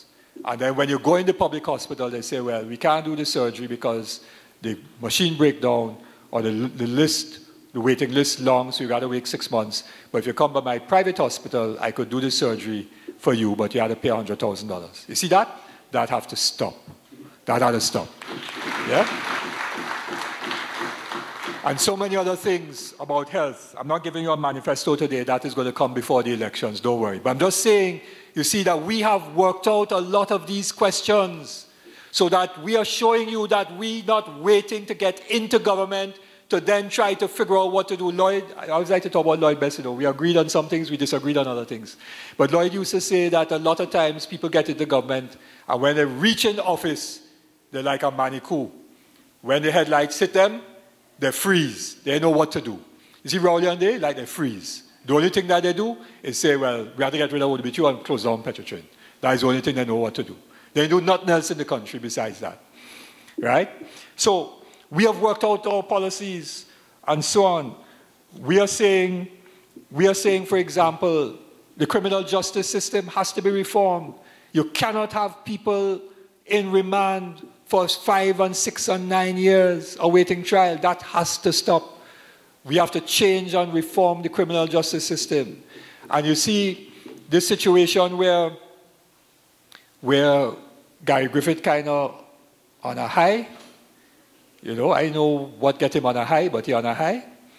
And some things he's saying making sense. So yes, tell the police officers they have to do a polygraph. We would have every police officer, don't choose 20, all. Yes, if you want to deal with corruption. And not only police, licensing, and customs, and BIR, and so on. All of them should do polygraphs. Let me deal with corruption. And all members of parliament too should do polygraph as well. They can't leave them out. But you see where Guy Griffith want to clamp down on protests and say you have to apply to the Commissioner of Police to protest, and he lock up them UE youth, well, not him, but the police lock up the UE youths and so on. And then you talk about squashing cockroach. Well, and then people writing in the papers and so on and say, well, you know, all your people like in the trade unions and MSU, you know, all you're living in backward times, all is dinosaur, you want to protest, that is not the way to go. Well, look what's going on in France. Our chairman referred to it, 300,000 people in the streets, and they didn't only just walk nice and decent like how we walk nice and decent from Marbella to Port of Spain, you know. Nice and decent with police protection and everybody orderly, you know. In France, they put barrier and they light fire and they block up road and they end up fighting with police and so on. Not so you've seen it. And that is France. So you know what we have to tell Gary? Go to. If you're trying to stop protests. If you're dealing with crime and corruption, no problem. But don't try and stop protests by the people of this country, because the people... So if you want to try and stop protests, go to. Right. You see, because our system of governance does not allow people to be involved in decision making. Because if the people are involved in decision making, then they wouldn't have to protest. Because you're making the decisions yourself, and you can't protest against yourself. So that is why we need constitutional reform, to put power in the hands of communities and local government and so on. And why we want to have worker management committees at the workplace. And they go say, well, that's on communist, but in all the most productive countries of Europe, Germany and Norway and Sweden and those places, Japan too, there are worker management councils where workers sit down with managers and work out how things are to be produced and so on, because it's the worker who actually doing the work. So he or she will know how it could be done well, together with the expertise and knowledge of the managers together and so on. So, our approach, sisters and brothers, to politics, our approach is different. Let me just also say, you know, that, oh yeah, I'll come to that. Yeah, our approach, our General Secretary read out our vision and mission is on the back of your program. So you will see what our vision and mission is. But, you know, very importantly, our mission, and we're trying to live it. Because you see, you have to walk the talk, you know. You have to build trust and confidence. Not because I feel I might know some things that people should want to vote for MSJ and so on. We have to build trust and confidence with the people of the country. And we build trust and confidence because people get to banker, you know. I was talking to a lady at Annette's birthday line the other night and so on. And she said, she ain't voting again. Done with that, not even voting. I said, why? She said, well, 2015, she was red and ready. And after, in the last 3 years, totally disappointed, and she turned off, and so on, and she done with all politics. I said, well, what about MSJ? She said, no, I ain't getting no politics at all, not voting. So we have to build trust and confidence in people, because people get a banker from politics in this country. A lot of people get a banker because they try Kamala, that didn't work. They try Keith, that ain't working. They can't go back to Kamala. So people get disenchanted. We have to therefore give people the confidence and build that trust in them. And we do that by walking the talk. And so we listen and work with people. And you know, I was talking to one of our activists, Sister June, who couldn't make it this afternoon because she had a commitment in her church this afternoon. And June was telling me, she said, David, when we had, you remember we had the Community Speaks meeting, Aussie, in Barataria? And June was, and we broadcast it on radio 2 days afterwards. And June was saying, talking about some problems in Barataria and so on with some drains and this, that, and the other. She said, you know, David, they come and they clean the drain. So what we have done, even though we're not in office, has actually helped people to deal with the problems in their areas. So we are not, sisters and brothers, we're not saying we want to be the next government because I want to be prime minister or the executive want to be this minister and that minister. Office, ministerial office is not what is important. What is important is being able to bring about real change in Trinidad and Tobago. That is what is important, real change. But here's the problem. Here's the problem. Remember I talk about option 1, option 2. How do we bring about that change? Because we know PNM ain't bring about real change. We know UNC not bringing about real change. And real change ain't dropping from the sky. We could pray all we want, but God only helps those who help themselves. And so we have to say, to bring about that real change, there's only one option, and that is for us actually to go into government. That is the only way to do it. NGOs, God bless their souls, do a lot of good work. They help people, they give out food, shelter, they help communities, a little one here, one there. But you see, every time an NGO helps out and some people get a little better off, 10 people get worse off. Not because of what the NGO does, but because of what the government does. So NGO tries to do something to help people, and then gas prices go up, or food prices go up, and this happens, and that happens. And the NGO can't deal with food prices and gas prices and so on. Those things are the responsibility of the government. NGOs can't invest or decide what to invest in and make the right investment decisions that will create sustainable jobs. That's not their job. That's not their work. That's not their responsibility. That is beyond their capability. And that is why we are saying that if we really want to bring about real change in the country, the only way we think we can do it, because the trade unions have done tremendously well. They get better wages and terms and conditions of work for workers. But look what is happening. The reality is that if you have a government in power that uses that power to attack and destroy you, they can. Not so? They may not destroy, but they're certainly attacking. And they're getting rid of decent jobs in the oil fields. And then all the businesses, and I want to recognize Mr. and Mrs. Pratap Rampasad who are here, all the businesses in South that would have depended on Petrotrin, they're in trouble too. And they employ people, so their people who they employ go be in trouble too.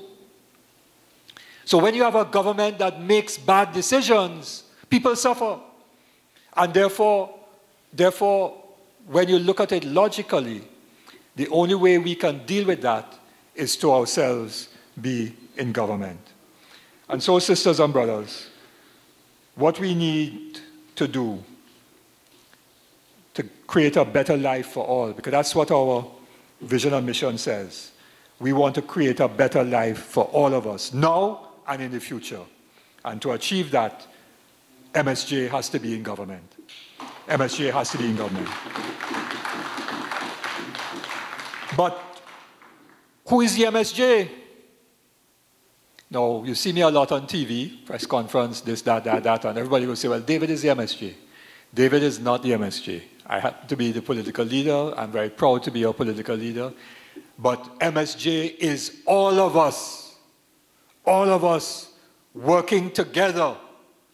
Because you see, we are up against some very powerful forces, you know. We are up against a status quo that has plenty money and plenty power. But the power of the masses of the people is stronger than the power of money and wealth and position in this country. That is the truth. Power of the people. And so we have to all get us ready for the elections.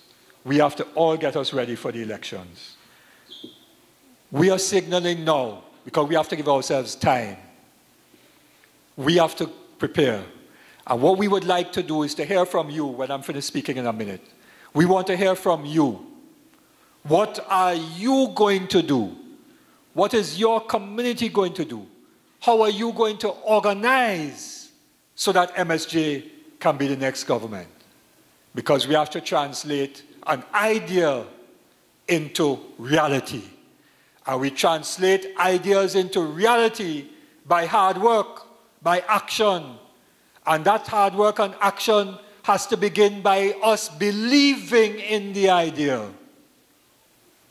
So I have to ask the question, sisters and brothers, do you believe that MSJ is the only option for the next government?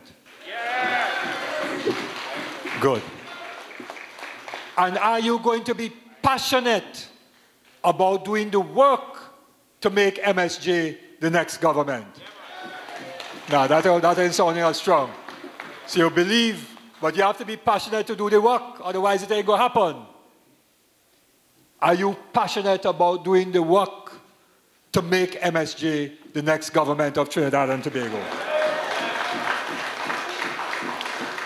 We have to turn, because we're angry in the country. People angry, they're frustrated, they're fed up, they're disillusioned, all kind of things. We have to turn the anger and the fear and the disillusionment and the frustration, all of that, into positive energy and passion behind this movement so that we can bring MSJ into government and bring about the Second Republic of Trinidad and Tobago. Thank you very much.